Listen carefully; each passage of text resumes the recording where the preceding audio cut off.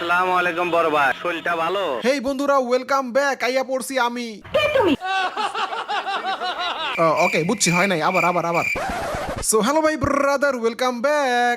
এবার মিলছে, এবার মিলতে বলেন, শুরু করি। স্যার আপনি একটু বাইরে গিয়ে আবার ঢুকেন, আমরা আপনাকে দাঁড়ায় সম্মান করি। সো হ্যালো ভাই ব্রাদার, ওয়েলকাম ব্যাক। তো কেমন আছো তোমরা? ভাই রে ভাই, কে তুমি? বিশ্বাস করেন না রাসেল ভাই, এই খালাম্মা কোনোদিনও চিনে নাই আমার। সেই 2021 সালে আমি যখন আমার জীবনের প্রথম রোস্টিং ভিডিও বানাই, ঠিক তখনও এই খালাম্মা আমাকে বলেছিল কে তুমি? আর আজকে 2025 সাল, আজকে ওই খালাম্মা আমাকে চিন্তাছে না। বলেন তো ভাই, এটা কোনো কথা? দোষটা কি আমার না খালাম্মার? এটা কোনো কথা? ওয়েল, সো সবকিছু বাদ, এখন কাজের কথায় আসি। মহান আইলি কেন? খেলার নাম বাবাজি, আগে আপোষে ডাকলাম আইলি না। আহা, আরে ডিপজল চাচা, এমন কিছু না। আচ্ছা শুনো, অনেকদিন পর যেহেতু ভিডিও বানাচ্ছি, সুতরাং একটু উচিত আমার সবার খোঁজ খবর নেওয়া, কি বলো? তো বলো তো, কেমন আছো তোমরা? আশা করছি তোমরা সবাই অনেক অনেক বেশি ভালো আছো, এবং আল্লাহর রহমতে তোমাদের দোয়ায় আমিও অনেক অনেক ভালো আছি। তোমরা যখন থেকে আমাকে চিনো, তোমাদের সবার পরিচয় হয়তো তখন শুধু একটাই ছিল, যে তোমরা একটা গেমার। তোমরা জাস্ট একটা গেমার, এর বাইরে তোমাদের অন্য কোনো পরিচয় ছিল বলে আমার মনে হয় না। উফ, মায়েরই কি দিন ছিল। কারবারি বরিশাল আর কারবারি নোয়াখালী, কে থাকতো গ্রামে কিংবা কে থাকতো শহরে, কোনো ম্যাটার করতো না। এমন কি কার বয়স 15 কিংবা কার বয়স 25, কোনো ম্যাটার করতো না। জাস্ট যার সাথে যার ভালো গেম প্লে জমতো, তার সাথে সেই স্কোয়াড সারাদিন তার সাথে পড়ে থাকতো গেমে। আর কাস্টম ম্যাচে একবার যদি কেউ কাউকে নক করে লল ইমোট দিয়েছে, তাহলে তো হইলই ভাই, ভারত পাকিস্তানের যুদ্ধকেও হার মানাবে। ওরে বাবা রে বাবা। বিশ্বাস করেন না রাসেল ভাই, ভারত পাকিস্তানের যুদ্ধটাও এত ভয়াবহ না যতটা না ভয়াবহ অবস্থা হইতো শুধুমাত্র একটা লল ইমোট দেওয়ার কারণে। সেই সময়টা আমার জন্য ছিল একটা সোনালী সময়। কি না করছি আমি সেই সময়টা! ইস, কত জনরে কত ভাবে ভরছি, কত জনরে তো আবার পাছায় থাপ্পড় মেরে মার্কেট থেকে বের করে। সেই ফ্রি ফায়ার গেম কিন্তু এখনো আছে, এখনো কিন্তু অনেক মানুষ আছে যারা কিনা সারা রাত জেগে ফ্রি ফায়ার গেম খেলে। কিন্তু নেই শুধু এখন আমার, শুধু সেই 2019 সাল থেকে 2022 সালের ফ্রি ফায়ার প্লেয়ার গুলো। শুনেছি তারা নাকি বেশিরভাগই এখন আর গেম খেলে না, তাদের পরিচয় এখন আর গেমার না। তাদের ভিতরে কেউ হয়তো এখন আর দুনিয়াতে নেও, কেউ হয়তো আবার বেঁচে থেকেও মরে আছে, কেউ আবার রয়েছে নিজের সকল ইচ্ছা স্বপ্ন মাটির নিচে চাপা দিয়ে নিজের পরিবারের দিকে তাকিয়ে তারা এখন বিদেশে পাড়ি জমিয়েছে। কেউ বা হয়তো একটা চাকরির জন্য এই পার থেকে সেই পার ঘুরে ঘুরে বেড়াচ্ছে, কিন্তু চাকরি আর হচ্ছে না। আবার কেউ হয়তো চাকরি পেয়েও গিয়েছে, এখন সে চাকরি নিয়ে ব্যস্ত। আর ওই যেই মেয়ে গেমার গুলো ছিল, তারা হয়তো এখন কারো না কারো সংসার করতেছে, কারো এখন আর গেম খেলার সময় নেই, সবাই সবার জীবন নিয়ে ব্যস্ত। কিন্তু আর এত ব্যস্ততার মাঝখানেও আমি চলে এসেছি তোমাদের মাঝে আবারও। এত ব্যস্ততার মাঝখানেও মানুষ যখন একটু অবসর সময় পায়, তখন তারা কি করে? কেউ হয়তো একটু ফেসবুক স্ক্রল করে, কিংবা কেউ হয়তো একটু টিকটক চালায়। বিশ্বাস করেন না রাসেল ভাই, সেদিন আমি সকালবেলা ঘুম থেকে উঠে একটু ফেসবুকে ঢুকেছিলাম, আর সাথে সাথে আমি শুনতে পেলাম, বলেন তো ভাই, এটা কোনো কাম হইলো? ফেসবুকে লাইভে এসে কেমনে পারলো নিজের মায়ের নিয়ে এসব কথা বলতে? আহা, সমাজ কোথায় গিয়ে দাঁড়িয়েছে? সমাজ তো ধ্বংস হয়ে যাচ্ছে। সমাজ কতটা নষ্ট হলে এই কথা শুনতে হয়? এই অসভ্য প্রাণীদের কথা আমি ভুলে থাকতে চাই। কত সুন্দর একটা পরিবার ছিল, এরা মা ছেলে একসাথে কত জায়গায় ঘুরতে যেত। হঠাৎ বুঝলাম না এই মা ছেলের সংসারে কি এমন হইল। এর মতো একটা মহিলা ধর্ষণ মামলা আমাকে দিতে পারে? 50 বছরের একটা মহিলা আমাকে ধর্ষণ মামলা দিচ্ছে। তাকে কিভাবে ধর্ষণ হয়? তোকে কিভাবে ধর্ষণ হয়? সহমত ভাই তোমরা যে যাই বলো, আমি কিন্তু এখানে মামুনের সাপোর্টে। একটা মা হয়ে কিভাবে ছেলের নামে 5-5টা মামলা করতে পারে, তাও নাকি আবার একটা ধর্ষণ মামলা? এই মেয়েটাকে ধরে আমার কাছে পাঠিয়ে দাও, ওকে ঝাড়ু দিয়ে ওর পিঠে ক্রাশ করে তাকে আগে মারতাম, কমপক্ষে 3 মিনিট মারতাম। ভাই ফাইজলামি নাটক সব বাদ। আসলে বিষয়টা হচ্ছে ভাই, লাইলার আছে বহুত টাকা, কিন্তু মারার সমস্যাটা হচ্ছে লাইলার শখ জাগছে বুইরা বয়সে কচি খাওয়ার। আর কেন জানি মনে হয় আমার তার কচি খাওয়ার স্বভাবটা অনেক আগে থেকেই আছে, যার কারণে এর আগে লাইলার আরো দুইটা বিয়ে হয়েছিল, একটাও টিকে না। সো জাস্ট এই বড়ির একটাই দোষ, তার শখ জাগছে কচি খাওয়া। আর তার এই ফাদের শিকার ছিল মামুন।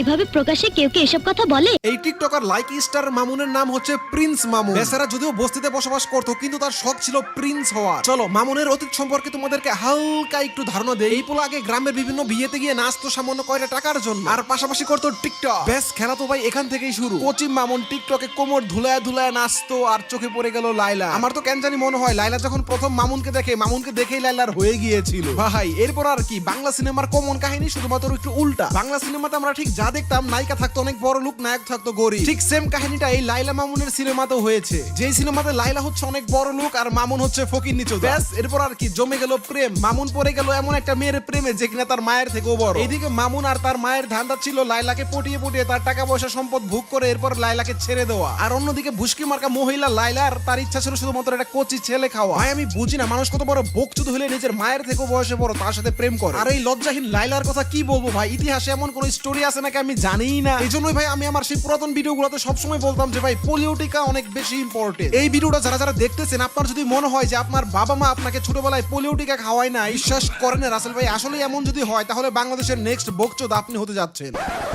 ওহ ভাইরে ভাই, লাইলা মামুনের বকচোদ মার্কা কাহিনী সে কবে থেকেই তো দেখে আসতেছি, এই জন্য অনেক সময় এগুলো ইগনোর করি। মনটা চাই খুললে ওগো মুখের ভিতরে ঢুকায় রাখি, যাতে করে এই বস্তিগুলোর নতুন কোনো সিনেমা আর না দেখতে হয়। কিন্তু ভাই কষ্টের কথা আর কি বলবো, সিনেমা একটা দেখা শেষ করি আরেকটা দেখা শুরু হয়। কষ্ট করে জিম করলাম, ওয়ার্কআউট করলাম, আমি কম খাই, আমি এত বেশিও খাই না সবার মতো।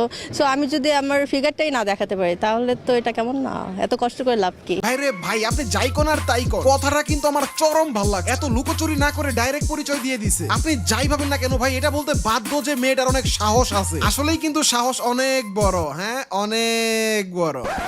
অনেকদিন পর যেহেতু ভিডিও বানাচ্ছি, বিশ্বাস করেন না রাসেল ভাই, মাথায় কিচ্ছু আসতেছে না। আর এইদিকে আপনারা যারা আমার সাবস্ক্রাইবার আছেন তারা তো আমার পিছনে উঠে পড়ে লাগছে। এত বছর ধরে এত চেষ্টা করলাম নিজেকে লুকায় রাখার, আর পারলাম না। ভাই বিশ্বাস করেন অনেক চেষ্টা করছি, তো এই জন্য আমিও চেষ্টা করতেছিলাম একটা ভরাভরি ভিডিও নিয়ে আসার জন্য, বাট পারতেছিলাম না। আমার অনেক অনেক খুব ইচ্ছা ছিল যে আমি অনেক সুন্দর একটা কামব্যাক করব, যে কামব্যাক দেখে সবাই সারপ্রাইজ হয়ে যাবে, কিন্তু সেটার কিছুই হয় নাই। কেন জানেন?